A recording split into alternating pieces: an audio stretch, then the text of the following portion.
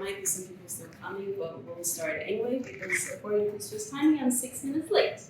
So let's get started. So welcome.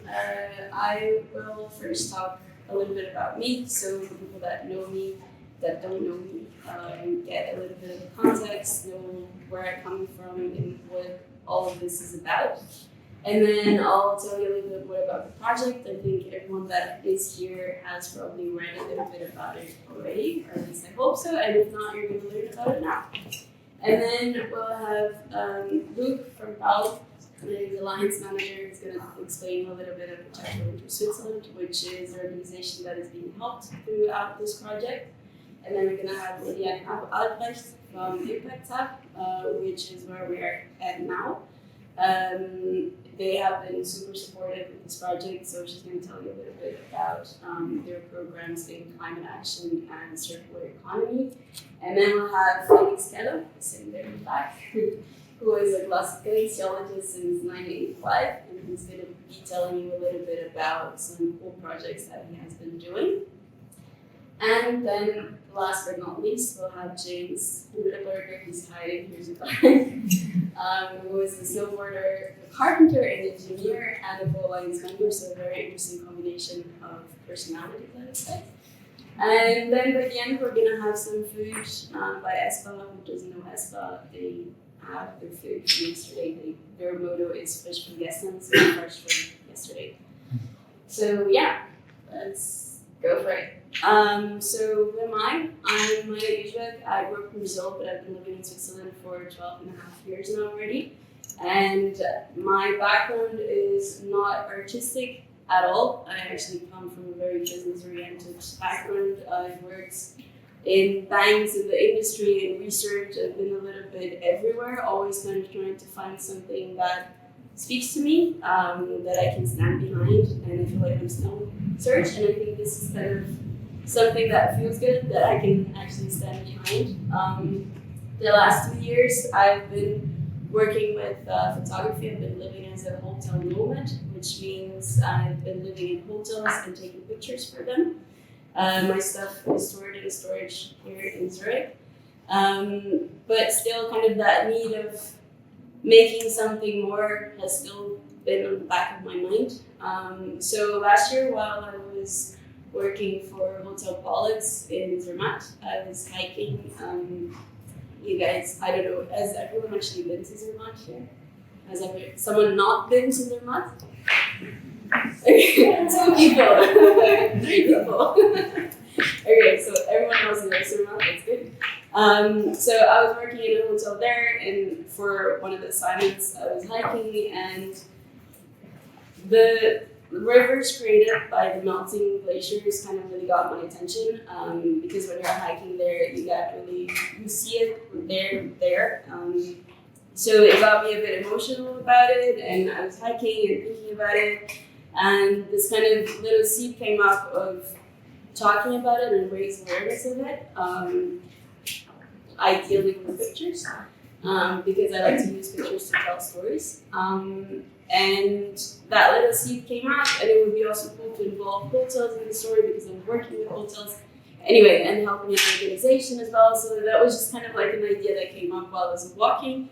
And then that was kind of it. I kind of let it be, continued my business, doing my stuff. In the beginning of this year, I became 1% for the pilot members. Some of you might know it. What it is if you're a business, you just commit yourself to donate 1% of your income to this community. And that was kind of one step to do something a bit bigger with what I'm doing. And a few months later, I was like, no, I still want to do something more. So the idea from last year came back, and I was like, well, maybe this is the time of doing it. So I called Hotel Pollux again in Zermatt, and I was like, hey, this is my idea. I want to take pictures of the glaciers. I want to raise awareness about it, because it is a topic that is super hot at the moment, literally. And I told him about it, and he was on it. He was like, for sure, just you can stay here, you can do your project. So I had a week in July to with accommodation paid so that I can take the pictures and also unfold the entire project. And with that, also came the point. That's good. So if there's a baby around, everyone's like happy or something. Anyway, so yeah, then the point came to choose an organization. I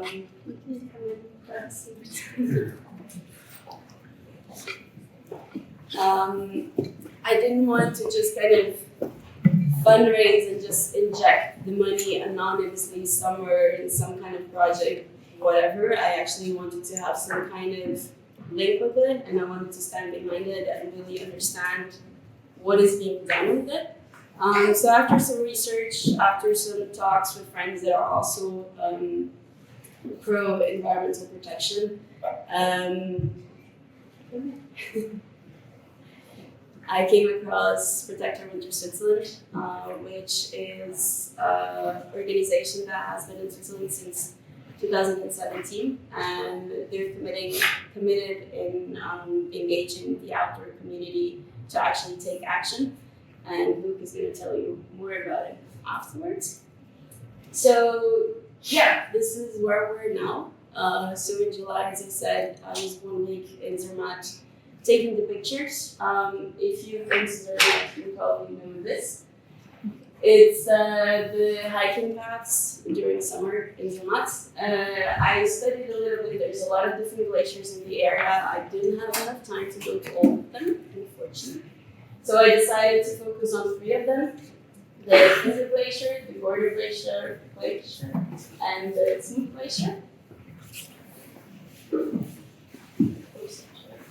And in September, we had one event at the Hotel Pollux, which 11 images were presented from the 3 glaciers. So these are the 11 ones. And the motive on that event was so close, but yet so far, in the sense of we were in Zermatt, so we were super close physically from the glaciers, but yet so far away to actually finding a solution to how to deal with that problem. And also the glaciers are always far and far away from the valley. So that was a bit the idea of that event. And today we're in the second event where another 11 images have been released online. So all these images are available online on the website of the project. And the topic of this event is so far yet so close, and we're in the city, so we're physically far away from the mountains, but actually super close in the sense of the melting of the glaciers affects us all, independent of where we live, and it doesn't matter that we're in the city, we're still affected by it, even though we don't see it as clear as we do in the mountains. So these images are now all online. In a total of 22 pictures, so now we're going to do a little bit of some maths. So 22 is to represent the year that we're now, 2022. And for each of these images, we have 78 copies divided in different sizes. If you go online, you'll see all the different sizes. 2022 plus 78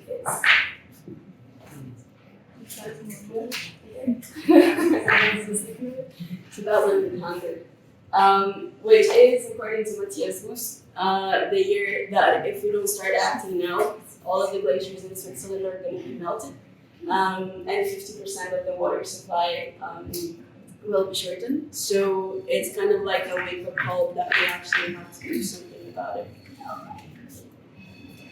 50 to 75% of the sale of these images will be donated to POW, so that they can actually take some action and do something about it and engage more people to take action and make a difference.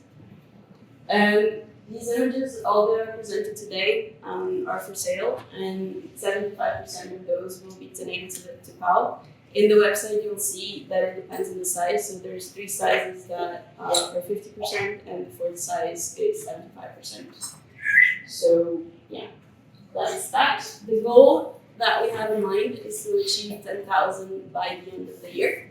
So yeah, it would be amazing if we managed to reach that goal and actually make an impact through this project.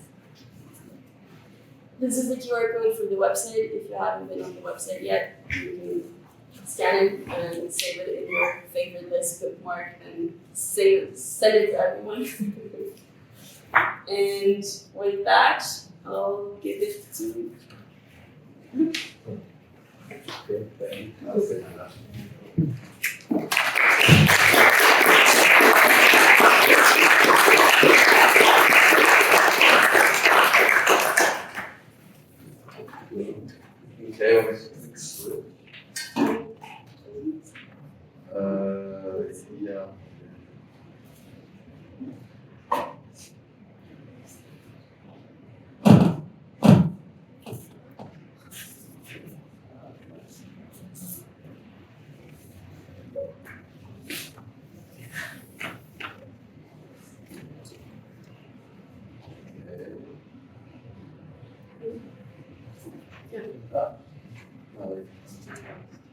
Cool.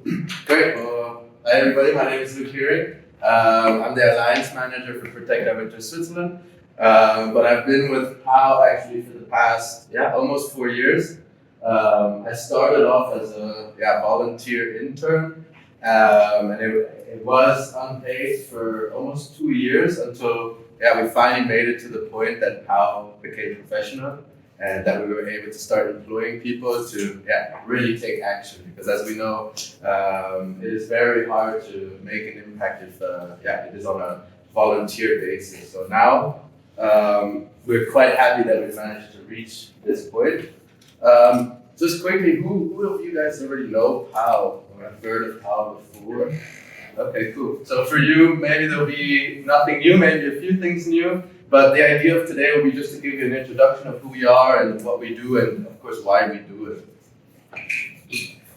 So Protect Our Winters, we help passionate outdoor people protect the places and lifestyles that they love from climate change.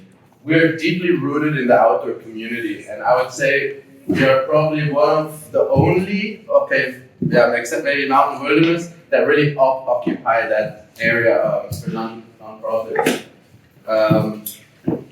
As I said, since 2019 we were able to grow quite rapidly. Here you can see the team from POW Switzerland. There's actually one new person there that's missing.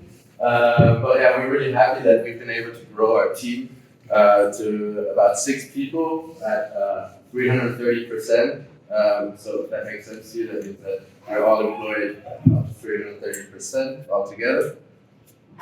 And who is POW? So POW was founded in 2007 in the USA by Jeremy Jones. He is still a professional snowboarder. I'm sure a lot of you people know who he is. He is a big hero of mine, especially in the free riding aspect. That's close. But also the climate change aspect. He's actually the person who really got me to understand what is happening in our environment and why it's so important that we protect it. And he originally started it for the outdoor community, for snowboarders, to realize what is actually happening in our society or in our environment. And he really wanted that the outdoor community, specifically the snowboarders, actually start doing something and reducing their impact. And that quickly grew. It grew to all different outdoor sports. And it quickly grew into a political advocacy group. So you see them over in the USA going to Washington, DC, talking to different lobbyists and different politicians to try and get their climate policies into place. And we're about 10 years later. We arrived in Switzerland in 2017. It was founded by Nicolas Bornstein, who also unfortunately couldn't be here today. And the same mission. Originally, the idea was that we wanted to encourage the outdoor community to really have an impact or make an impact, reduce their footprint. And we also quickly realized that, that's not enough. It's not enough to have just the individual impact anymore. We need a large-scale change. We need a systemic change. And why the outdoor community? So as you see here, we're a lovely group of people, athletes and brands and creatives and scientists. And we utilize these different skills and these different people because they can firsthand feel or see what is happening in the mountains. And they are able to report it back to the rest of society. And also they have a really strong story. So because we love the mountains, I personally am a big snowboarder. And I can also see what's happening in our mountain region, and I really want to protect it. And I think being able to use those emotions of being able to protect what we love can really also help people to understand what is actually at stake. And that's a bit too far. So how do we do it? So our messaging is an approach is defined by the concept of imperfect advocacy. Imperfect advocacy meaning that, well, first of all, nobody's perfect, right? We live in a society that is imperfect, and it would be, it's very hard to find that perfect climate advocate. And we here at How we always believe that progress over perfection and not to point fingers. And this is a good example here with Maja Juzwiak, who I guess most of you know, one of the best skiers in the world. She also uses her voice, and she at the same time has had a lot of backlash as well due to her consistently flying around the world to get to her competitions. Here you see that Maja Juzwiak joined Simonetta Sommaruga on Tibis for a table to discuss the importance on the CO2 bill. So I think maybe some of you remember the CO2 bill that we unfortunately didn't make. But this moment was really, really important because it was the first time, our first political campaign. And it was really the first time that we were like a bit bigger in the PR in Switzerland. This meeting was to talk about the CO2 bill and the importance of the CO2 bill and why it was important for mountain regions to adapt climate protection. And this actually ignited a lot of stories in Swiss media on should athletes actually talk politically, should they be allowed to have a voice? And we obviously believe we do, because as I said at the beginning, nobody's perfect. And if we all just sit on the sidelines and just point fingers, we're not going to get anywhere. And we believe that with the community that we have, the outdoor community, we can really go long. There's a figure that came out, I don't know now anymore, but we're around 4.5 million outdoor people in Switzerland. So imagine that's like half of the country, and imagine we can mobilize and motivate this half of the country to actually go vote when it matters. And that is kind of our philosophy, is being able to use that to really make a big impact and have a systemic change.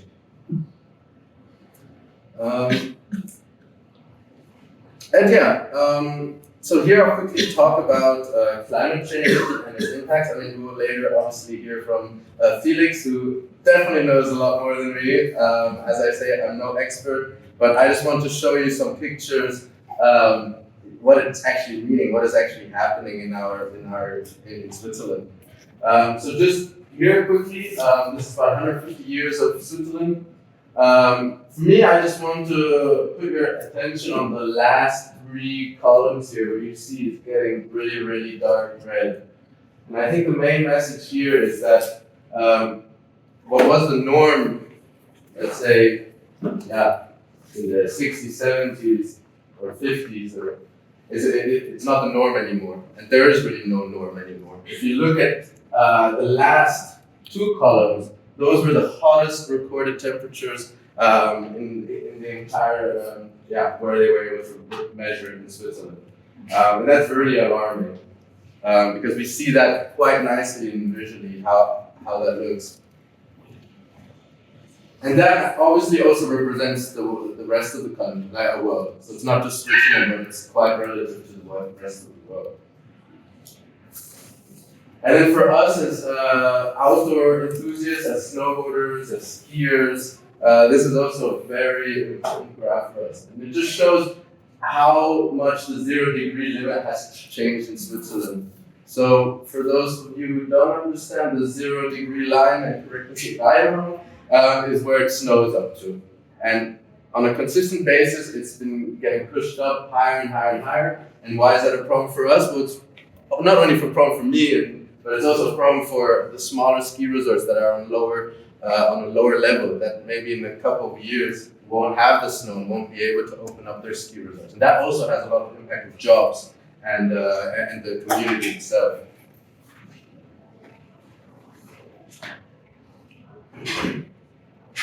And then just here some images to show you the effects even in 1 year and the dangers that happen from, it's crazy that you see all those crevices that are popping up that weren't there. And that can also be a very big danger for our sport. And this as well is another really impressive photo from the 30s to, just recent, I guess, maybe 10 years ago. And you can see kind of the effect of how much we have lost. That's about, here it says 60%. And if we would probably take another picture now, I think it would also look quite different. And this is quite interesting. This is from Hoos and Uwe, and they submitted a scenario to show you, okay, this is business as usual if we would continue our life as we would. As Maja said, by 2100, we would almost have no more glaciers left, which also have a lot of alarming effects for not only Switzerland, but Europe. And then here's another scenario. If we do have strict climate protection measures, that you can see, okay, by 2100, we have managed to slow down things, which is really, really important in our time.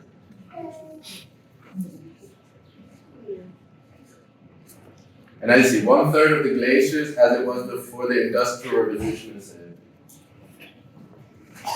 And then lastly here, this is another really interesting graph, because you see here, okay, in 2003, I think maybe some of you remember it was one of the hottest, well, now we've broken that record a lot of times, but you see 3.8 degrees of loss of ice. And then you see here now in 2022 that doubled basically. And that is really alarming because they weren't also able to predict it, that we're losing glaciers at that rapid pace. And this, lastly, just an impressive shot, or not impressive, but sad. I mean, if you look at that, you see at Concordia, plants at the glacier, they lost 6 meters alone this summer. And you look at that, it is quite scary. But I don't want to scare you, because here at POW, we do try to stay positive, and we do try to show you ways how, we can have still a great impact and still try to protect the places that we love. Here, just quickly, you'll see it's a graph of our work. So we have POW in the middle. We have like society, politics, Wirtschaft and Wissenschaft, so science and economy. And those are 4 topics what we focus on. So we focus on mobility, food, education, and advocacy. And just to give you an example of each of those areas on what we work on, so you can see what we're actually doing. The first part is mobility. So as we know in Switzerland, we have an amazing opportunity to use public transport. And when you look at how many people go to the mountains by themselves in the car, it's crazy. I mean, that is, when you look at the statistics, it's something like 60% of the emissions actually don't come from the ski resort itself, but it's like your private transport. And this is where we realize in Switzerland, okay, this is really a great opportunity that we have, and which is why we started the campaign on mobility, how to take the train. And last year, we involved, I think it was like 8 ski resorts and tourism destinations. We had some brand partners and of course, our members of our alliance. It was basically a campaign to show people that, hey, taking the train is actually easy, it's nice, there's no worries, you can have a drink after your day, and you don't sit in traffic for ages. So that was really our goal, is to show, hey, you can take the train and it also works. And yeah, I must say, it worked really well. I mean, as I said, we had 8 ski resorts that joined, showing these imageries of how fun it can be to take the train. We gave them a little shot here.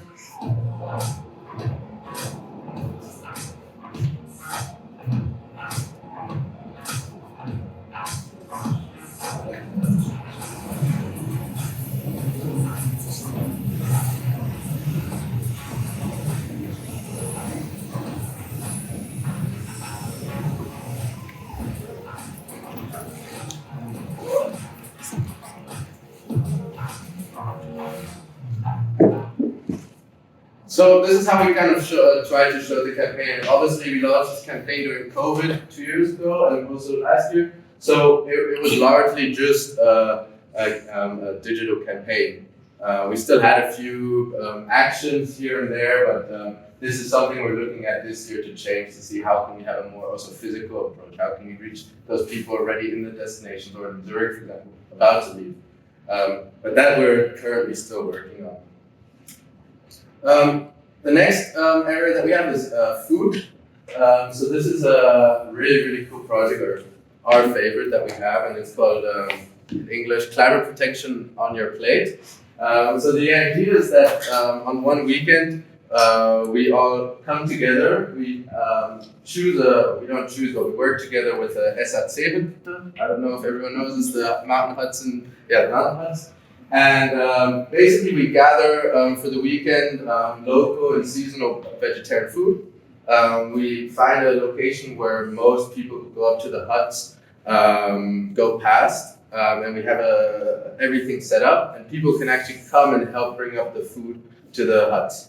And then we all cook together, and then in the evening we have a presentation on, why did we do this, why is it important, and I mean, for us the goal is, we know it's not going to save the climate, right? Because it's certainly not going to do that. But for us, this is a really important project because it shows people, hey, you don't have to eat meat in a mountain hut, or you don't have to fly up thousands of things into the huts, and you can eat locally and seasonally. That's the idea we're trying to give people back when they go back home, just to try it out and see, hey, maybe I can reduce my meat consumption here and there. And also it's a great way to show also some huts that, hey, you can actually work with local producers, that you have so many farmers in your area that can also support you. We did have some experiences where we went to some huts and they still go shopping at Co-op and stuff, buy products from who knows where. So it's also a good product to enrich the local economy.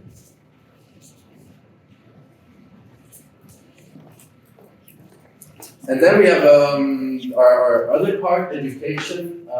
We used to go into schools actually with our athletes, and we would talk about climate change to the kids. We stopped that for now and really focused on workshops and training for brands and staff. And why did we do that? We realized that the limited time we have left, and we realized that we need to focus on the people that can already go vote.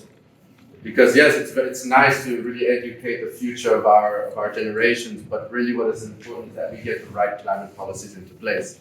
And those people who can go vote are 18 plus. And obviously with us working with brands, it's a great way to tackle the staff that they have, their own community that they have when it matters the most.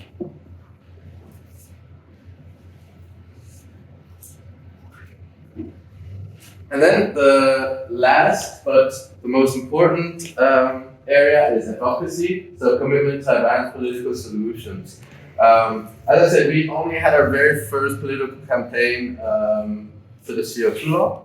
This was one image that we did. We made a huge banner. Someone know where that is? You maybe know that? Walensee? Is that something? Yeah, Walensee. So that was there, and just to show people, it's a very impactful picture. And this area really ties together all of our other areas, food, nutrition, and education, because we know that the biggest impact we can have is with our voice and to go out and vote. And we do have now, I will show you a quick clip of what we did with the CO2 bill. And what we try to do is obviously use imagery and emotions, as I said before, to really tell a story and to remind people about what is important in our future. This was a short. It was a short clip to get people out to go vote or not forget to go vote.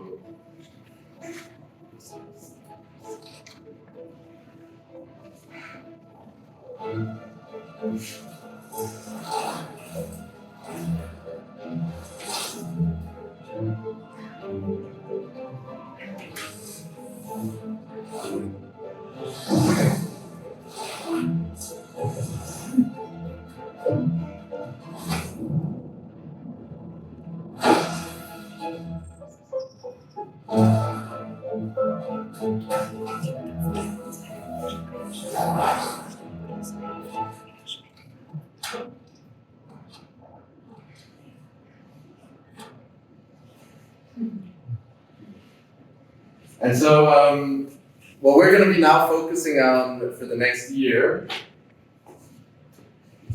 in the upcoming year is namely the Glacier Initiative. Will probably be the indirekten Gegenvorschlag if the SVP will probably get the referendum. And this is when we will need all of you. And this is really this is a moment in our time. We already messed it up once. This year can really put us back on track and really make a difference. Even though it might not be the perfect bill, by far we also agree it's not the perfect bill, but it is an important one. And we do have to make not sacrifices, but we have to come to an agreement with everybody, right? And we believe it is a good start to work on to get even more stricter CO2 laws into place. So last thing, and then I'll stop talking.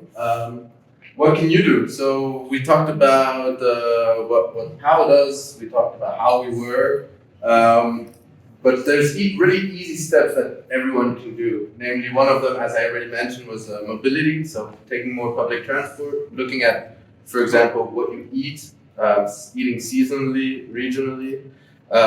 There's also, you can also, another big point is speaking up, using your voice, going out to vote, talking to your colleagues or friends when the next election is coming up on why it is important that we all have to go vote. And those are some tips that we can give you. And just outside there, we have like these little leporellos, like little things that you can pull out. And there's 7 different tips how you can reduce your impact. Super easy. And just take one, read it on when you're going home. And I'm sure a lot of you already say, oh yeah, I'm doing this or this. But it may be something new for you guys as well. And lastly, become a member. So if you liked what I said and you do feel like, hey, I do fit, I want to be part of this community, I want to help out, then become a member online. It's very easy. You pay a yearly amount to our organization, and you also are able then to come to our yearly events. Also have a say in what we're doing in the GV. Every year we have to have a Generalversammlung.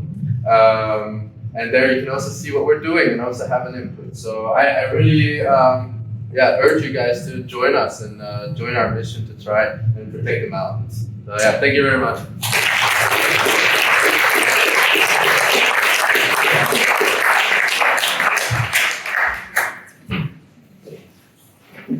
Are we doing questions now? Does it?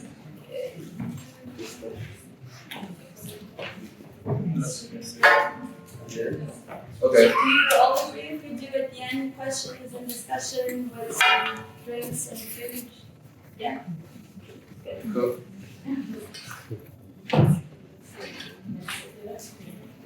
Yeah.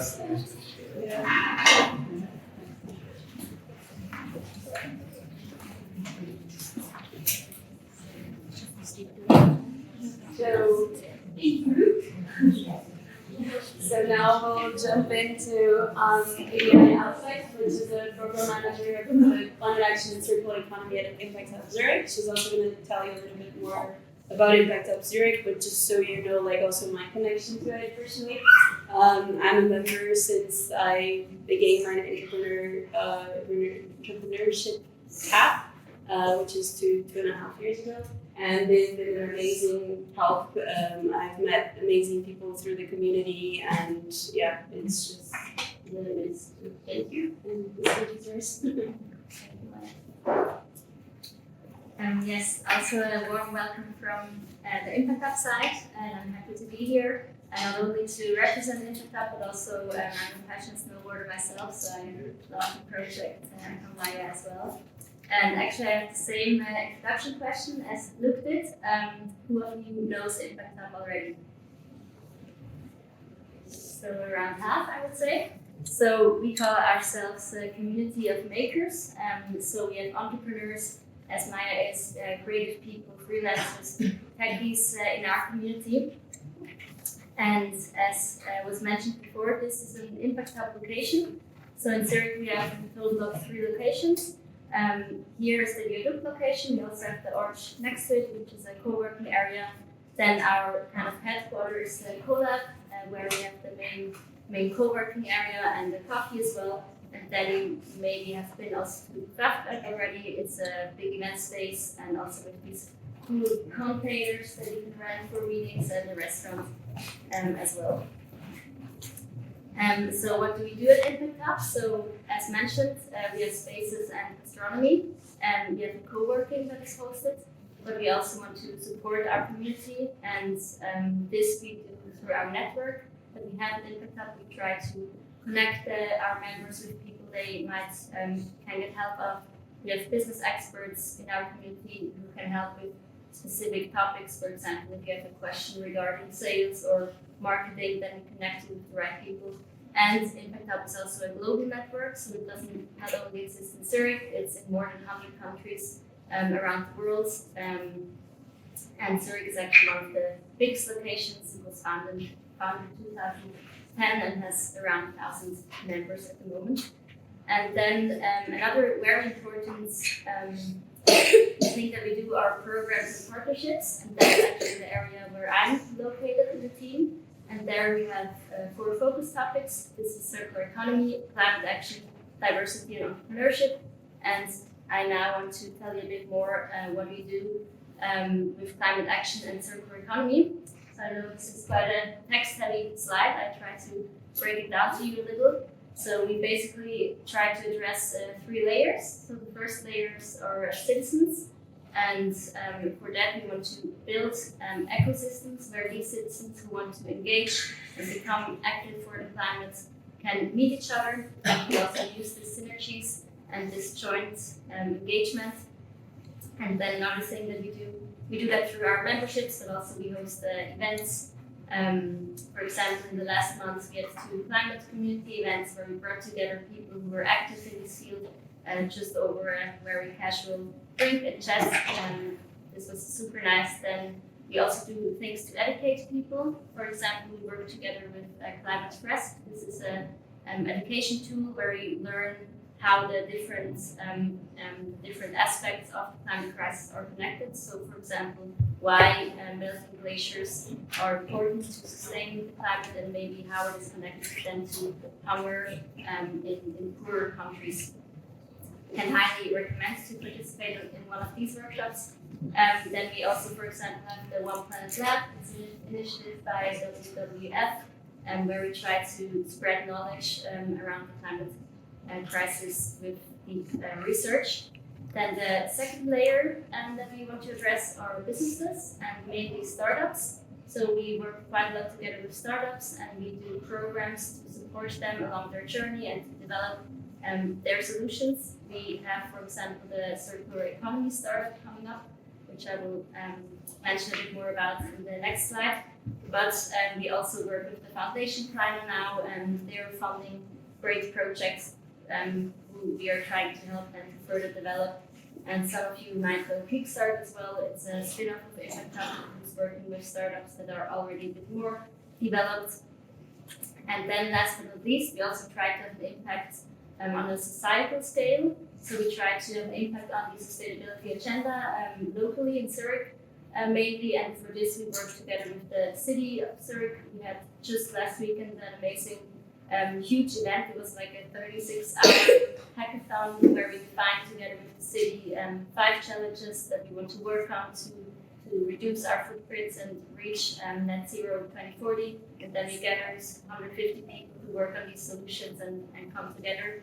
We have another project with the city of Zurich called the Klimaforum, where we try to bring together groups of different topics. So, for example, food and nutrition, and then we bring together stakeholders and work on measures that we can do to be active against the climate crisis. And then beyond Switzerland, we have again our global network where we try to have an impact as well. And as briefly mentioned, a little bit more about the Circular Economy Incubator. So this is a 12-week program for startups. It starts in January, and it consists of different masterclasses where the startups learn, for example, in fun, how to fundraise, or how to communicate, how to build a community, and so on. And why I'm telling this now is because we're currently in the phase of where we're looking for startups to apply, and the application deadline is this Sunday. So in case you have a project that you would like to work on, I can highly recommend you to apply, and also spread the word if you know people that have a great project. And maybe from the last slide you have heard it, that's our values, or as we like to call it at Impact Hub, our purpose is quite aligned with the Sustainable Development Goals. These are the 17 goals that the United Nations defined to reach the Paris Agreement. And through all our activities, we want to highly encourage you to act on it as well. Luc already mentioned the great things that you can do in your daily life regarding mobility, food, and so on. Raising your voice, I believe, is, as he said, super important. Talk to your friends and family about the issue. Use your voice politically if you have one. And last but not least, also supporting people who are already active in the field, and this you're already doing by being here and supporting Maja's project. And I think that's super important that we support already existing initiatives. So thank you for that already. And yeah, that's already it from my side. If you want to know more about Impact Hub, or want to become a member, or want to become a partner, you can reach out to me via email or LinkedIn. And happy to talk to you after the afternoon.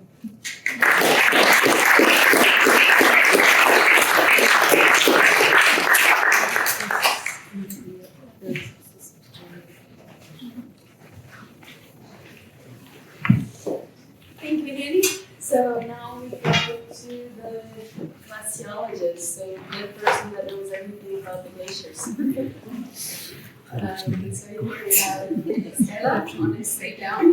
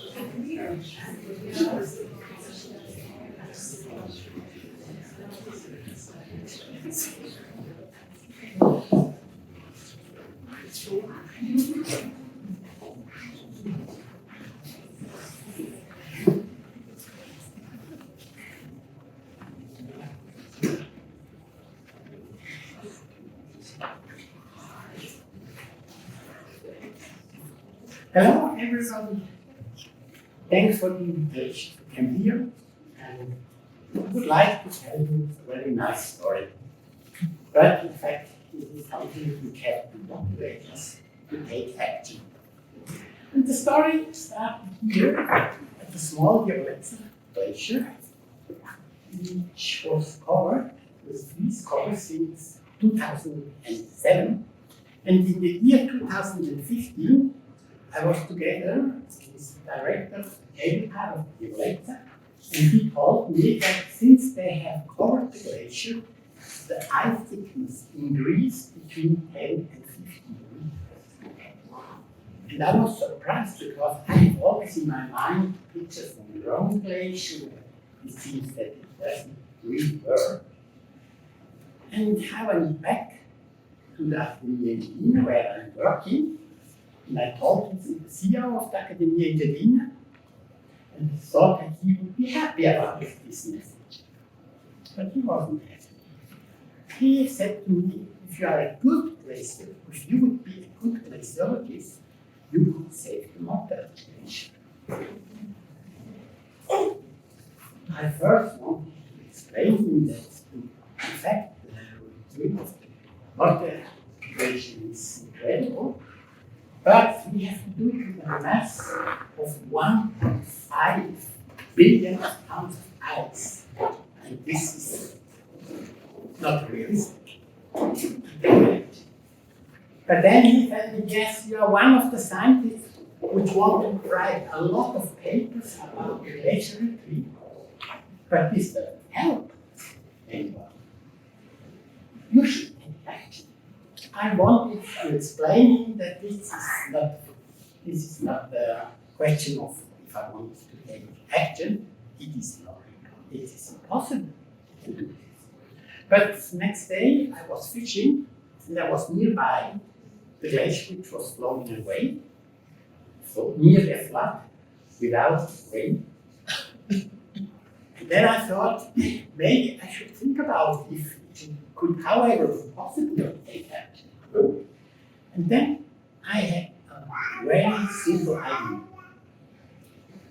What would happen if we would collect the meltwater, which is in summertime good available, also in the higher located region, and we would use this meltwater to recycle ice, a kind of meltwater recycling. So we could help to the glacier. First, I thought in the next 10 minutes I will find out why this doesn't work, but I didn't find out. And what we could do if you say the day before it is impossible, and the next day you have such a simple idea. So I contacted my best friend, Hans Hans, one of the best glaciologists of the world, the 10 best glaciologists. And he started in the year 94 to the longest measurement of the energy balance of the water glacier. And though I thought that in 10 minutes he can explain me why this doesn't work. The reason why I contacted him was because we had a meeting. They had to be in Bangkok, only two of the world, which consists only of glaciologists. Then he said, yeah, I have to think about it. I will give you the answer in 1 week. And after 1 week, he said, thanks, this idea could work. But we should use this water to make artificial snow. Certainly don't understand what it means, because artificial snow needs a lot of energy. But then I learned that there's a new technology available which uses snow without electrical energy. It uses only the energy from the water pressure. And I think, yes, we have really to think about this. When I contacted the Rangers from Messina, I explained them this idea. And so they were willing to pay us the first study. We calculated with a flow line model what would happen if we would be able to cover about 10% of the surface from the glacier, a surface of about 1 kilometer square, the whole year with snow. So 10% from our glacier covering with snow without using electrical energy, what would happen to the glacier? And this is the result. You can see here in this graph the change of the glacier bank. Here is the year 2050, and after the waiting time of the response time of 10 years, with this action, the glacier would restart to grow. It means the glacier restart to grow, not a mess. We could slow down the melting processes, but however, the glacial end would restart to grow. First, I thought this is only a scientific result to understand how the glacier is working. So we published these results. And then I've got an email from Maja Juzwiak from Ladakh, an Indian engineer, and he asked me if I would like to visit the Impact station to explain him what we have found out. We invited him to a dinner because I thought, together with the majors of Brazil, because I thought maybe he has to tell us something very important. And he had two very important messages for me. The first was that there exists already villages in the Himalaya area which cannot survive, which have to be moved because they have not enough water, because they are highly dependent from the meltwater from the glacier. And this was then the second message, the picture of so-called ice scoop. An ice scoop is a measure which the farmers of Ladakh tools, they collect the winter water, which goes waste, because they can use it for agriculture, and they build ice towers which can reach about 40 meters. And then in spring, the ice is melting, and so they can use this meltwater for agriculture. The mayor of Brazil was so fascinated from this picture that he decided at this dinner that Pontresina would be the first village in Europe which would make an old ice.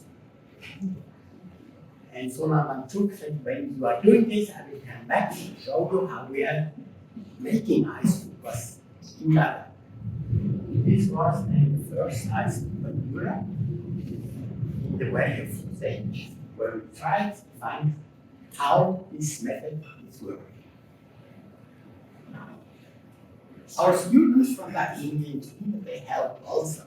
And so the next foreign seminar, which they have to organize, they asked us to visit Ladakh. And I was the lecturer, we had to go with them. And this was a situation when we were landing. In my mind, I had all these pictures from the Himalaya region of a lot of snow, big winds, big glaciers. And I didn't know that they have the most part of the Himalaya are high mountain reserves. And all these small glaciers, take a look in this air picture. You can see here the capital of Ladakh, with about 30,000 inhabitants. And if you look more precise, you can see here the whole water supply breaks down and from glaciers, which have the same size like the Everest glacier. And if these glaciers disappear, then they have no more water there. And so it was for me clear that the idea how we can slow down the melting process will help this people. So I calculated this map. It's a simple model, only we use the same climatic conditions as they are in Ladakh to find out which regions of the world have the same situation. When I was at home, for me it was clear this idea, which is a really high-risk idea, to slow down the glacier melt, we should take action. But how can we motivate it? Because here in Europe, everybody is talking about the glacier retreat and not so much speaking about action with the executive and and there are also other people. But then for me it was clear, the first step should be to motivate the people. So I remember the story which happened on the 3rd of July 2005. I was on the Perth Glacier, the neighbor glacier, North, we were together for a cleanup day, plus them. And when I was on the glacier, a colleague from me, Eliane Albrecht, she asked me if I would like to found a new music. I told her from so-called integrated action model, which I use for environmental education, which says the first step is always motivation when you want to take action. And so we discussed together, and when we arrived at the overhead, one of the SSC huts, it was clear that our music group will call suicide. Only to motivate people to take action, and for me it was clear I will use suicide figures so that we can get the money to realize the idea for the glacier.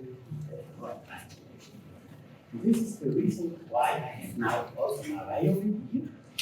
This is just an example, and you can see if it is motivating or not. It depends a little bit how I am playing the violin. Good luck.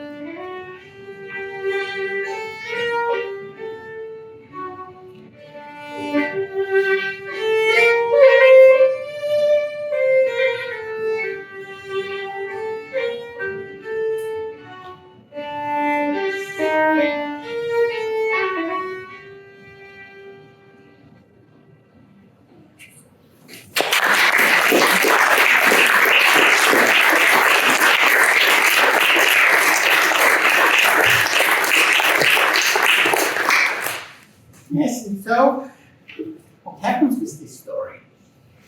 This is the goal. This is the surface of 1 kilometer square which we have to cover with snow. I also used my violin in a talk which I was invited at the board of the Bata Foundation, Bata. And there was also one of the members of this board was the CEO from the Cantonal Bank of Greece. And after his talk, I played also the violin. And then he came to me and he told me that the bank has in the year 2020, when nobody knows that this is the year of COVID, that they had their birthday, their 150th birthday. And they would like to help us for this program. And so they give us the money to make the first engineering study to find out what does it mean when we would really realize, when we would build the machines and all the installations we need over the glacier with snow. You can see the 1 kilometer square. Here, the glacier lake we use to collect the water. The water pipe is 200 meters elevation difference because we need 20 bar of water pressure so that we can produce snow without electrical energy.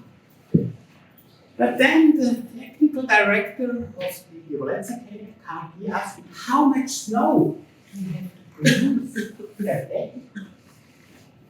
We know that we have to have a snow cover of about 10 to 15 meters thickness snow.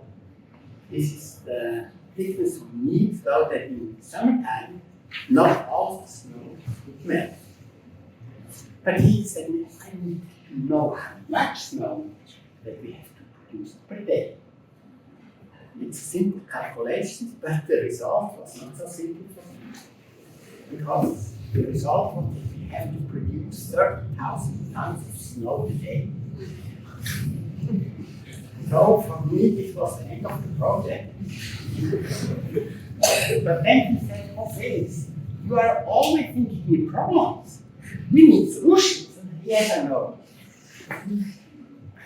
And when he showed me his smartphone, and then 10 years before, nobody would believe that we have some things in our pocket. Try to find out something which doesn't exist just at the moment. And when he finished for me, the idea was already here. The idea is the only hope that we can to realize such a snow production is when we are able to combine cable car technology with snow producing technology. Because they are at the same location, but they have never produced something together. And this was then the idea for the so-called snow cable. A cable car without a car, only cables. And though we would hang up the water and the air pipe, and then just produce at the cable the snow. Because it has to be ground independent and it has to produce a lot of snow. So this is an illustration. We could install every 6 meters snow nozzles, though we could install on this 1 kilometer square about 900 snow nozzles. But this technology doesn't exist. So the first idea was to find partners. I took my violin with me and I have found partners. 2 industrial partners, Bartolé, car industry, and Bethlehem, who are able to produce snow machines without electrical energy. And 4, University of Applied Science, and we wrote a proposal to the Swiss Innovation Agency called Swiss. And everybody thought this project will never be approved. But after 5 weeks waiting time, the project was approved. So we started to make the first tests with new nozzles, which are able to be installed in the air on a cable. But then COVID started. And the project was interrupted. But the engineer from the University of Applied Science in Zurich, he asked me if there would be only one location where the temperatures are cold enough that we can continue with our tests. My answer was, in any area that it is cold enough, I can do it for it. I contacted the Violenza cable car, and the answer was yes, we can do it. First of all, we found a new foundation because we realized that this project needs so a lot of money that without money we can do nothing. But at the same time, we also produced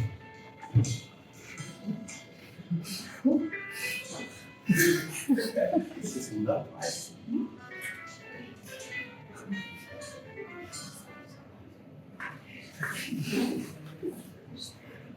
But we need 300,000 Swiss francs more to make such an installation. This is only the visualization which I had for the construction permission. The village of Pontresina gave us the construction permission after 3 days. They had to do nothing else because it was COVID. But I had to look for money, so I've got a phone call. And Daniel Karbanker, who has also his own foundation, promised me to give all money to make this installation.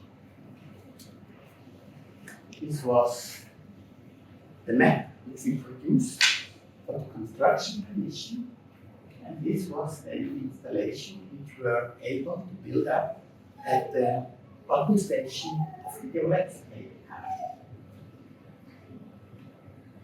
And it really worked. This was the first picture from artificial snow production from a cable. We had to optimize it. In the last winter, we changed a little bit the nozzles. And as you can see, we are now able to produce the snow. We also made another ice cream. Now we are ready, the technology is able, is ready, and this is our next step, which we are planning now. Because now we should build up a big cable, which is producing a lot of snow. Therefore, I think it's better to make it in a ski area, so that the snow can also be used. And we are now in contact with 3 different ski areas in Switzerland. And I hope that in the next winter, not this winter, in 1 year, this will be the first snow cable of the world, which will be able to help people who are highly dependent from the network for glaciers. And I all invite you to take action for protect our winter, like I said before. Cheers. Thank you so much.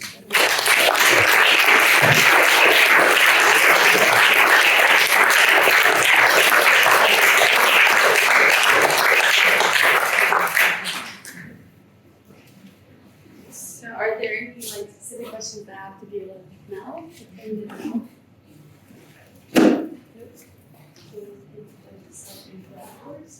you so much. So now for the last little bit, we'll have James talking a little bit about how all of this affects his lifestyle, I guess, and some projects that he has been doing as well.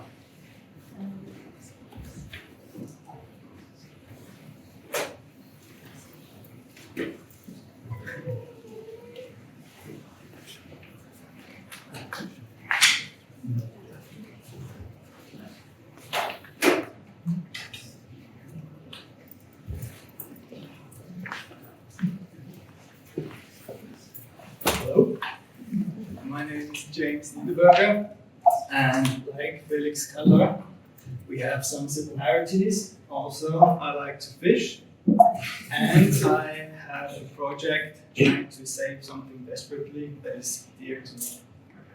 And I'll come to that a bit later. And the topic surrounding fish in Switzerland. I'm also a snowboarder and an ambassador for Alp and Kuro snowboards. So a lot of people ask me, so how the hell did you get into something really nerdy like fish? It's actually pretty easy. I grew up in the Glaciers. For someone who doesn't know that, that's in St. Gallen, and it's where the open air St. Gallen is. So some of you might know that. And one of my earliest childhood memories is actually my mom taking me down to the river, watching the trout jump out of the water. So that's one of my closest or like earliest childhood memories. And from then on, I always had like a pathway to school that went over a bridge, and I would always look into the water and whatnot and try to find trout. So, but this is how everything kind of evolved, and then you get into teenager, things like skateboarding and snowboarding become more important than gazing into the water, trying to find elusive animals. So, I really got into skateboarding, really got into snowboarding, and after my apprenticeship as a carpenter, I moved to Larks, and I focused all my time and effort on snowboarding and skateboarding. I built wood houses in the summer and kind of just went snowboarding in winter, basically. From then on, in my 20s, at the beginning of my 20s, I went to Canada and I worked on a ranch and I started fly fishing in Canada. And I had a really great summer up in BC, and I started fly fishing, I caught all these nice trout, and I came back to Switzerland. And Luc was telling you about how people actually that are out there in the field see the change or realize the change. So I came back to Graubünden, back to Flims, and I thought, good idea, have the photo run just at my doorstep. And I spent 2 weeks, and I'm a newbie, an absolute newbie in fly fishing at that time. I spent 2 weeks fishing the photo run. I didn't catch one trout, not one fish. And in Canada, I caught a lot, and I was a beginner. But in the photo run, I didn't catch him. So that got me thinking, and years go by, I'm still snowboarding my ass off, and I just, at one point I realized something's wrong with our rivers. This is not good. Why are the fish in Canada, the topology is the same, the river, the size is the same, kind of the same, but why aren't there any fish here, or why aren't there the same amount of fish here? So I decided to go back to school. I had to do Berufsmatura, or I wanted to do Berufsmatura, and I started studying at the ZHAW in Lenzwil for environmental engineering, and did my bachelor's there and focused on river ecology and fish ecology. So now at the time I'm working for Oxbow, monitoring fish pathways and just finding out how these newly built pathways work, if fish can actually use those pathways to get over the dams or not. That's what I'm doing at the moment. And also while studying at ZHW, I actually ran into my own little project because I realized that what we were doing with our rivers, or what was wrong with those rivers, was hydropower. In the Alps, what's wrong with our rivers is hydropower. The natural hydrology of our rivers is disturbed, habitat is disturbed, and this is not good for our aquatic ecosystems. But we are highly dependent on hydropower, so how has our society come up, or our society has come up with a solution to mitigate the loss of the biodiversity and the fish, and is to build hatcheries.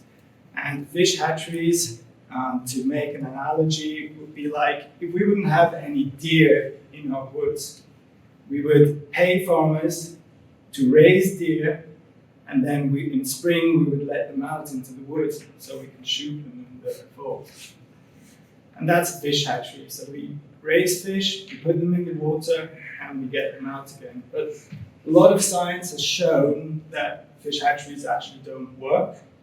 They're not beneficial. You don't get more fish from fish hatcheries, and they actually disturb the unique genetic flow of the region. So that's how I ran into my little project, because I thought, well, how how can I change this? Where can we start?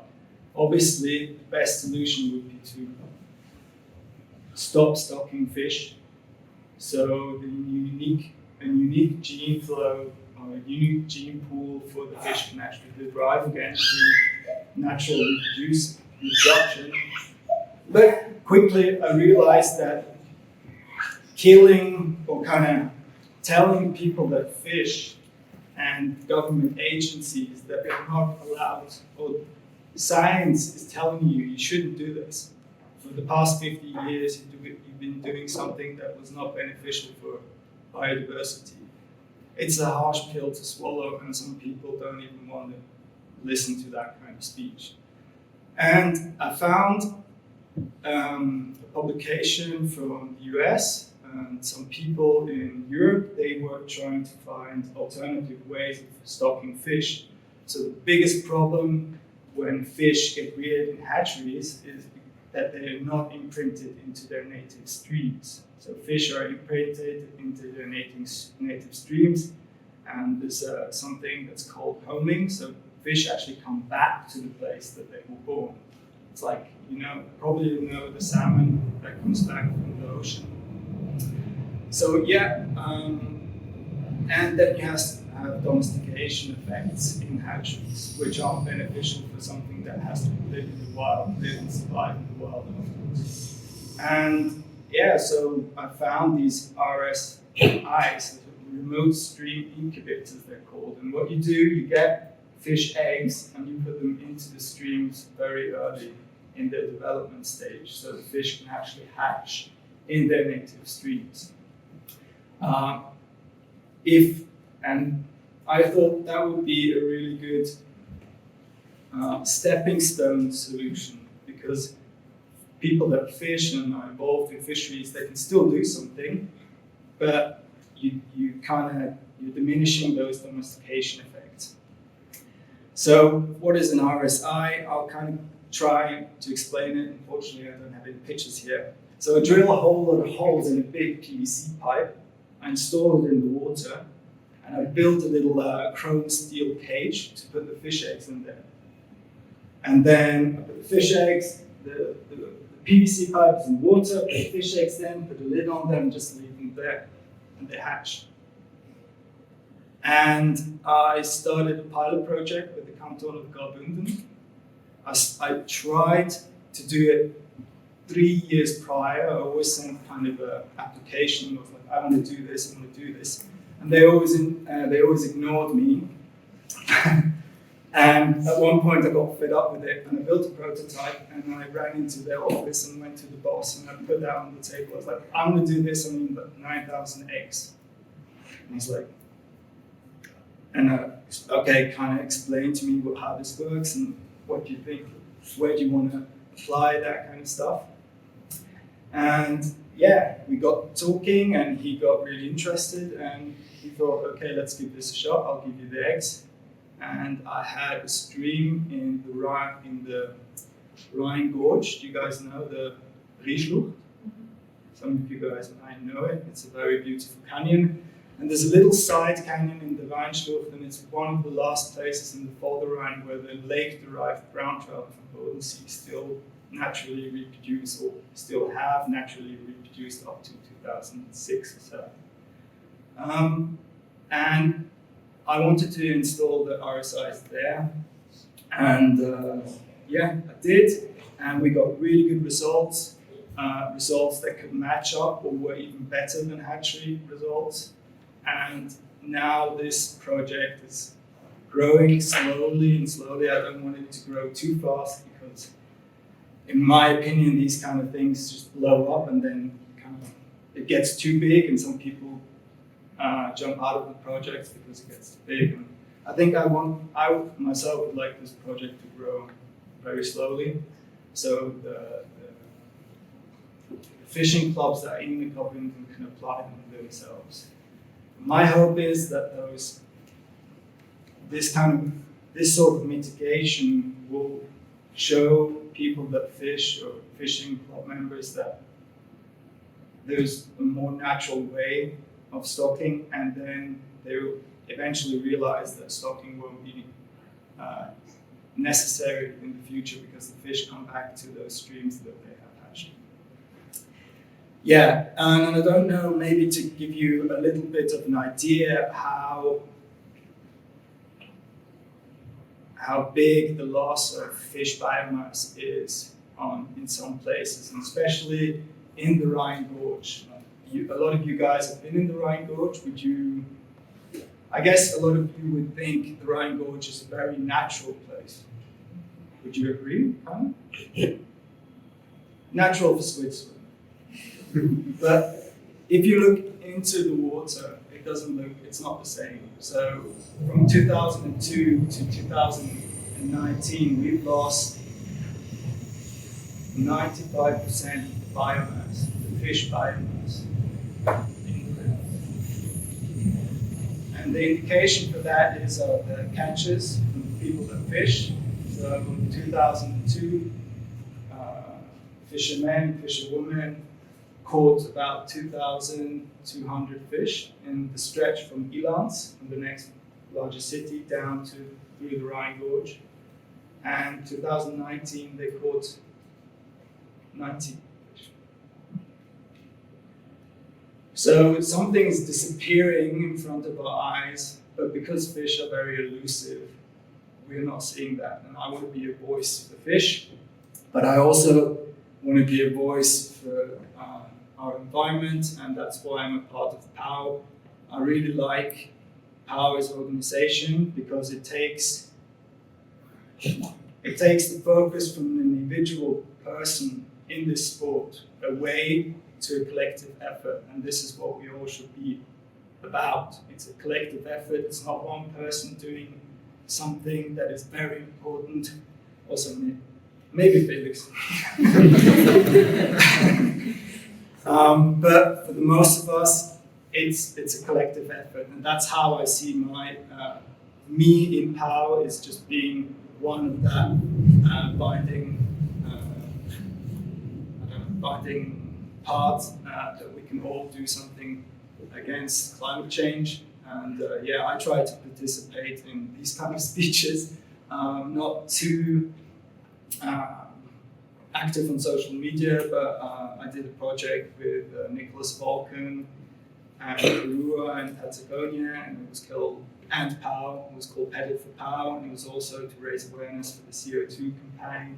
And we did a video called Turn of Mind, and it's all about how Nicholas and me feel when we're in the outdoors, and what we get from it, and how we also kind of don't. Sometimes we also feel alienated when we're from our society when we're in the outdoors, and trying to strike a balance in that kind of sense is something hard to do, because you're out in nature, but you're sharing your environment with other living beings that have adapted to these environments. And sometimes I feel myself like I'm a kid in a candy shop out in the mountains, just charging around. I'm gonna go to this peak, I'm gonna do this and that. And I kind of sometimes I forget that I'm sharing this space with ibexes, chamois, and all the other alpine animals, or animals that have adapted to these environments. So yeah, those are my thoughts, and we're going to show you the film Turn of Mind, and I hope you enjoy it. Thank you very much.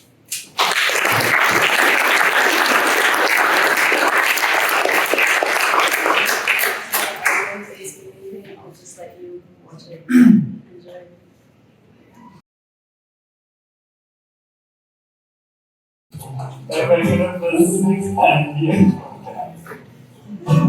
So I don't know about you, but every time I watch this movie, like it really touches with me. So I hope it does the same with you. Thank you, James, for this. Yes, James. I lost James. Cheers. Here he is. Cheers, Dad. So I would say. It's me fishing.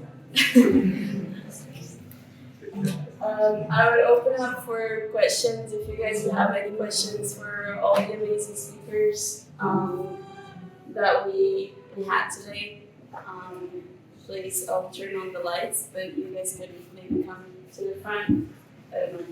Yeah. Stand here and we can open up for questions if you have any questions.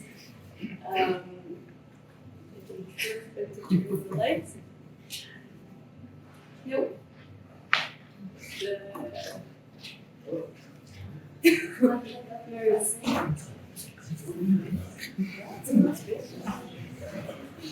Yeah, there you go.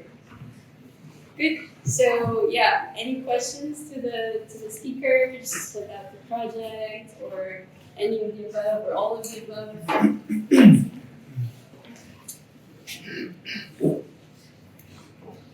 Everyone's shy. Yeah. I think everyone's still thinking about everything that they saw and okay, so I would say I have a question. yes. I didn't get how is it possible to make the snow without energy? To make snow, you need two things: water under pressure and air under pressure. And water under pressure you can do very easy. You have only to collect it 200 meters above. And then with the so-called system principle of the Strahlpumpe, you can divide water pressure and air pressure.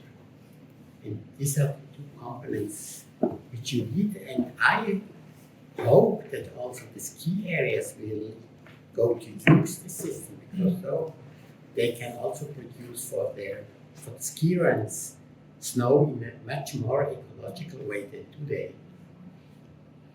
Thank you very much.